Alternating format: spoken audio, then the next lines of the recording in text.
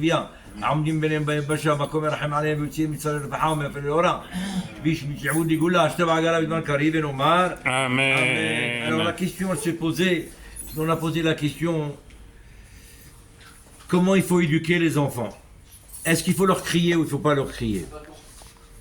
Qu'est-ce que tu penses, Joe? Faut crier ou faut pas crier? Alors il nous dit dans un livre de Moussa, un livre qu'on connaît, le Rav,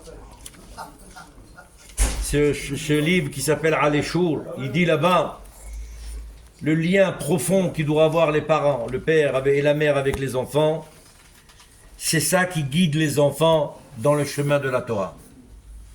Il faut faire attention à ce lien pour le garder naturel, de ne pas jamais le rompre. Par exemple, on n'a pas le droit de mettre la terreur à la maison, de crier à la maison, parce que beaucoup de choses peuvent arriver des conséquences très graves. Il n'y a pas plus grave qui coupe le lien, entre les parents, c'est les cris, etc. à la maison.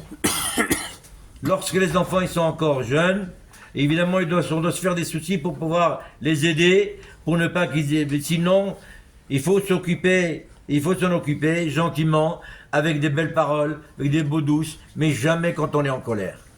Jamais qu'il faut au même temps on est en colère, parce que l'enfant n'écoute pas. Il a l'impression que son père dégage sa colère sur lui.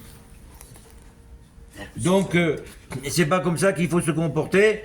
Comme dit le Passouk, Ve'ohavo shiharu musar. Évidemment, il y a des enfants qui se comportent pas bien. Alors qu'est-ce qu'il faut faire? Il faut les taper. Quand ils sont petits, on n'a pas besoin de les boxer. On peut leur donner des petits trucs pour montrer, comme quand on n'est pas d'accord. Mais nous dit le Rambam dans le Talmud Torah, attention, Velo yake makat oyev, makat akhzari. Faut pas qu'il frappe. Il le frappe comme si c'est je sais pas moi, un ennemi. Ni avec des bâtons, ni avec des ceintures, ni quoi que ce soit. Et surtout quand il est en colère.